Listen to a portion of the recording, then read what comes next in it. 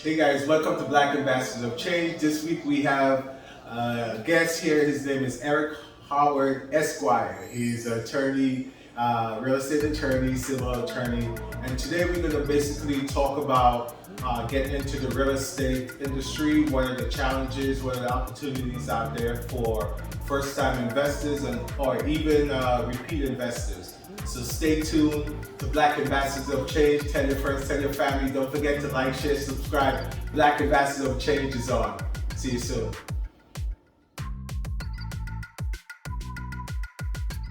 All right, welcome back to Black Ambassadors of Change. So my man, Eric, tell the people a little bit about yourself, how long you've been a practicing attorney, and exactly what sorts of things you do for them in the real estate industry. All right, so my name is Eric Howard. As previously mentioned, I've been a practicing attorney since 2012, so I'm nearing the 10-year mark next year. Primarily practicing real estate, civil litigation, entertainment, just general business contracts. So everything from contract disputes to contract formation, business formation, and everything in between. My focus over the last couple of years has been primarily real estate and new business formation. You know, creating your LLC, forming the infrastructure for your business, partnership agreements, bylaws, anything corporate related. Originally from Brooklyn, so I know the area very well. Most of my book of business is from the local area. So I've been in the market as far as real estate and seen the prices and the fluctuations and changes throughout over my lifetime as far as real estate in New York. So what would you say is the state of the real estate industry right now as we speak in Brooklyn? Well, Brooklyn is always hot. You know, we're in literally the mecca of the world as far as real estate. You can never lose with owning property in New York City, particularly Brooklyn. Brooklyn being one of the major focal points in New York City. I would say you always see an increase in prices. You never see a decrease. At most, you'll see a plateau where it just stays stagnant for a while. But for the most part, it's always going to be an uptick when you own property in Brooklyn. And you know, obviously, as you know, gentrification is very aggressive here, so the demographics change, prices reflect that, because certain people can't afford certain price points because they can't get loans at those price points. Right. So why do you think that Brooklyn is such a hot market, though? It's a hot market because Manhattan is completely overpriced because, you know, as you know, you have your Billionaires Row, Park in Madison, anything around Central Park. So you got billionaires that came over there, started to push millionaires out, and then millionaires started to consider, hey, Brooklyn is not too bad. It's right over the bridge. I have access to Manhattan, my office. So you have a lot of people with money, and then you have your 100,000ers that have to consider Brooklyn because they're priced out of Manhattan. And Brooklyn is technically the next best thing, and it's more accessible to all boroughs, and you have technically more options as far as diversity of neighborhoods. So is it still in reach of the regular middle class family, maybe a young family decided saved up maybe $40,000 and they say, hey, I want to buy something in Bed-Stuy or Brooklyn. Is it still feasible for them to do that?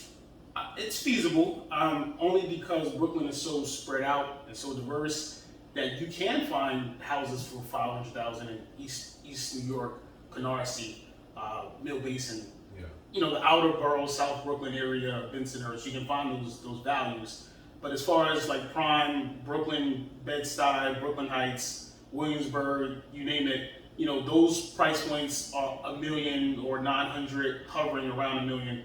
So, you know, and if you're talking about conventional loans, you know, you got to come with 10%. So you're looking at anywhere from, you know, 80 to 90,000 that you have to have liquid to put as a down payment. So if you got 40, you're probably not going to be in those prime areas, but you do have options amongst other parts of Brooklyn. Right. So what would be the first step a prospective buyer should take to be on the road to being a homeowner? I would say, one, get your credit in order. Credit is king. They say cash is king, but credit is king.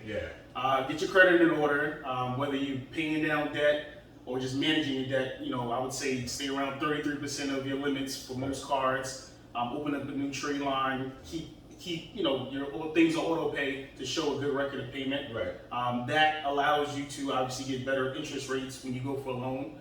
So I would say step 2 would just be to get a pre-approval from a bank Yeah. or a credit union, whatever you're part of. Right. So your local bank, your local credit union, with your good credit, you go get a pre-approval, and they'll tell you based on that what the range of a loan that you can handle based on your employment, investments, pension, 401ks, etc. They'll tell you based on your debt to income ratio and your credit, they'll give you a certain number of what you can afford. Right. And then based on that number, then you have a better idea of what you're looking for. That's when you can contact a real estate broker, real estate agent to give you your options as far as criteria and where you can look to buy. So you said a couple of technical things that I think we need to delve in a little bit.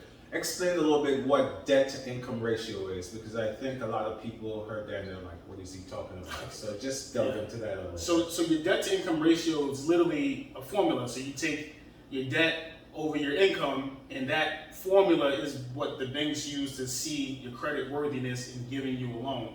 So let's just say you owe $100,000 in debt, but you only make $50,000. That's not a good ratio to have, because the banks feel like you're not going to be able to carry this mortgage, because now you're going to throw in a $400,000 mortgage with your already $100,000 debt and your $50,000 income. That's a losing ratio. So if your income is $100,000 and your debt is $5,000, that's something that the bank can work with. Right. And you mentioned credit union and banks. What's the pros and cons of using a credit union versus a bank? It varies, honestly. I think if you have a relationship with the credit union, they sometimes give better rates based on, because a lot of them are tied to like city jobs. So they normally give preferential treatment to city workers. And if you're a city worker, you should probably check your credit union first, because they'll probably give you a better interest rate than, a Bank of America, a Chase, or Wachovia, not Wachovia, but a TD bank. And a normal standard retail bank, it varies because they have the book of business. People walk in daily looking for loans, so they're not necessarily hungry for your money for your loan. And then you also have the option of going to a loan officer, who's a private individual who's literally looking for the best deal for you. And you can go to them, and then they will pretty much shop you around to different banks, different credit unions, and then hopefully find you the better rate. Okay, so as far as challenges during the COVID period, everything was locked down. How has the COVID lockdown period affected the real estate industry as far as opportunities and price-wise? Well, COVID obviously affected the world. In particular, real estate was affected more so because people, died. A lot of people lost their jobs. So with that, hand in hand, we lost 500,000 people. So out of those 500,000, let's just say half own homes.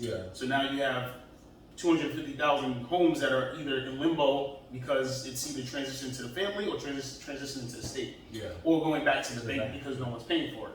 So that creates opportunity because you have a lot of foreclosed properties. You have a lot of properties that are in tax sales because no one paid the taxes, the water, the sewer. And that allows investors or people that are savvy enough to get access to these properties to get a deal. So if you found a property with maybe $50,000 in tax liens, and it's at a tax sale, you can technically buy the property if you just pay off the taxes to the property. Oh, really? So so you have opportunities that present themselves because of COVID. Only under unfortunate circumstances, death and people losing their jobs. But how do people know about these opportunities, though? Because I never knew that there is a place you could go and access information about homes that's on the tax lien and maybe pay the tax. Well, most people don't know about it, and that's why the rich get richer and the poor stay where we are. That's those are all public records, taxes, probate. You can go down to the courts and see who initiated probate. So Ms. Johnson's daughter, Ms. Johnson died. Her daughter went to the court to file probate because her mom died and left her a house, or she left a house with no will. So now people that are savvy, they go to the courts every day and they see who's filing what, and they look at the property addresses and then they call. Sometimes they can contact banks for REOs, which is real estate owned by the banks, and most banks have a list of the properties that they own, and then you can work out a deal directly with the banks. But these are things that most people just don't know or not aware of. So me just being in real estate for so long. Right. I just know just from being around it, and then when you find out about it, you're like, wow, I wish I'd have known this, years ago. Right. So, you talked about how the real estate industry in New York and particularly Brooklyn is always on point and is fairly stable and it doesn't fluctuate much, especially decrease in value. Sure.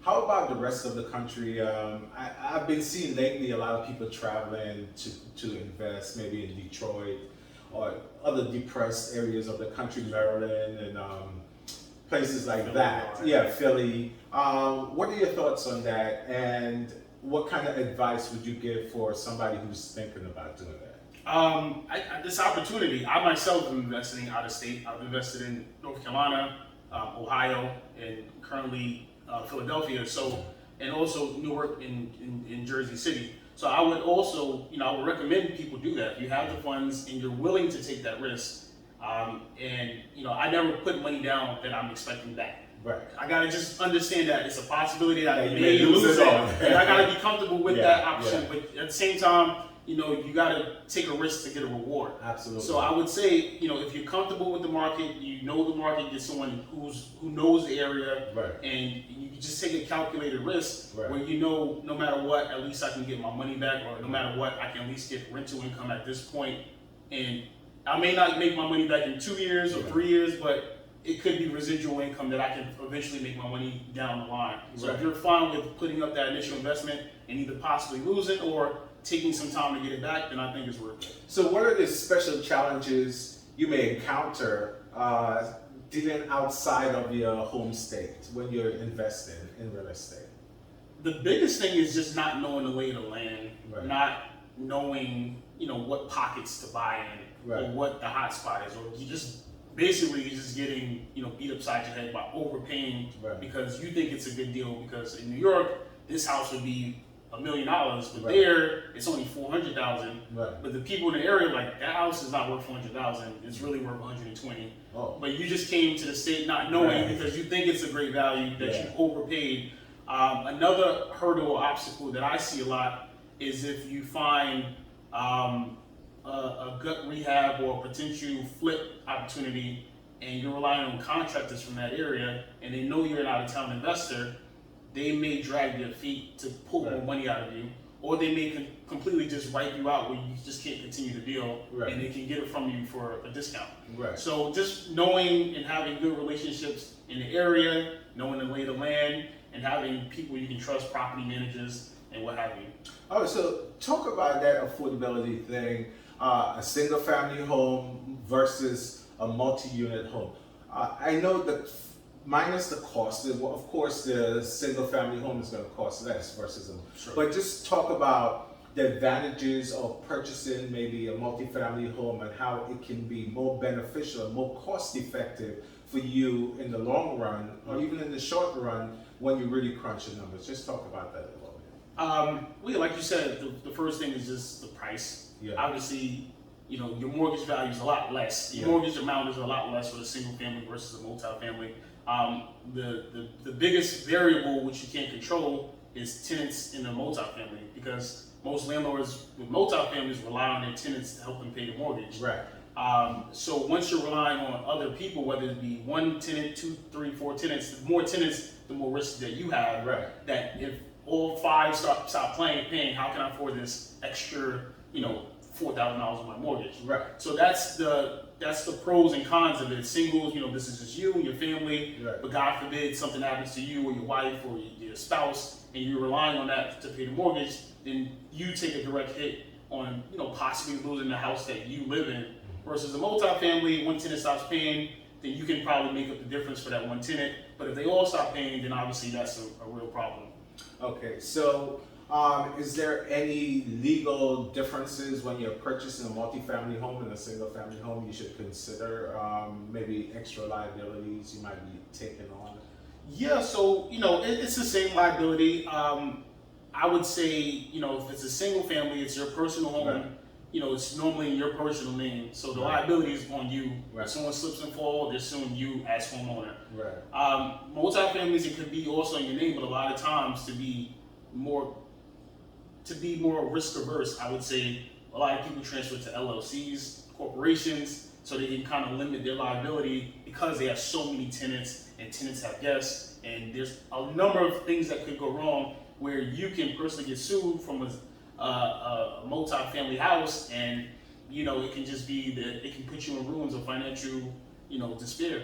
For the future, where do you see the real estate industry going in the next year or two? Because it seems a little bit volatile right now, and I don't know if you're seeing anything out there as far as like signals about the industry, but what do you think is going on in the near future for the industry? Well, now, and based on the past, because of COVID, these are just different times. So everything is volatile. The stock market, GameStop is ridiculous. So there's a direct relationship between the stock market, interest rates, and real estate. So they all go hand in hand. When one is going crazy, the other one is going crazy. So interest rates are at an all-time low. People are getting ridiculous rates. Home values have dropped across the country. A lot of times people are moving, people lost their jobs, people died. So you're getting values out there because of COVID. Right. Going forward, I don't foresee that to be the continuous trend. I think things eventually get back to business, things are back to normal. The interest rates will go back up. So, obviously at that point, banks are, the cost of money costs a lot more, once banks, hike interest rates. So I think now would be the perfect opportunity to, if you want to buy now, because I eventually see interest rates spiking. House rates are a little low and depressed right now, but they will spike back up. And, we'll be back to business as usual. You mentioned LLC a couple of times in one of your answers, and I just want to know, what are the pros and cons of opening an LLC versus just being a regular, home buyer? But like I said earlier, as far as that, you just limit your liability. That's the name of it, is Limited Liability Corporation. When you own things in your personal name, if someone slips and falls in front of your property, sue you personally as a homeowner, and if your insurance policy doesn't cover that damage, they can seek whatever other assets you have. So whatever money you have in your bank accounts, whatever cars you own, and then they can take another property that you own. Only because you didn't limit your liability and the damages that caused exceeded your policy. And a lot of times insurance companies may just completely omit or disclaim certain claims, and they say, we're not going to cover it. This was your fault. You should have shoveled, or you should have fixed that crack. Things like that. So now you're personally on the hook. Versus an LLC or corporation, it's limited to what that corporation's assets are. So you can own the corporation, but then they can only sue the property address and take the policy. And if it goes over, then they can only attack what's attached to the corporation, and not you personally as a member or officer of the corporation. So is that a lengthy and costly proposition to open an LLC, or is it a pretty straightforward, affordable thing to do? It's affordable, and I also would say, what's the price of something being worse down the line? So you'd rather pay up front than to pay at the back end, where it's 10, 20 times worse because you just didn't want to pay that extra couple $100 in the beginning. All right, guys. So you heard it from the man himself. This is a time to invest. Take the chance. Go out there, do your research. First thing first, right? Get your credit in line, and check him out. He's going to give you his digits. He's going to tell you how you can contact him. Give you his IG. If you have questions, you're thinking about buying a property, you're thinking about selling a property, I can tell you, I know this guy for years. He's a good guy. He's not the typical lawyer guy, so you can relate to him. So just tell the people your info in case they want to contact you. So you can reach my website. It's www.erichowardlaw.com. You can email me, eric@erichowardlaw.com. You can call the office, 646-820-5291. Either way, I'm accessible. And on Facebook as Eric Howard, and just contact me. All right, guys, make that move, dial that number, make that move. Home ownership is the best way of gaining generational wealth. Don't forget that. That's going to be the biggest investment you ever made in your life, for most of us, unless you're a multi-billionaire or a millionaire, of course. But real estate is the ticket to wealth. So don't forget to like, share, subscribe, and see you next week. Peace.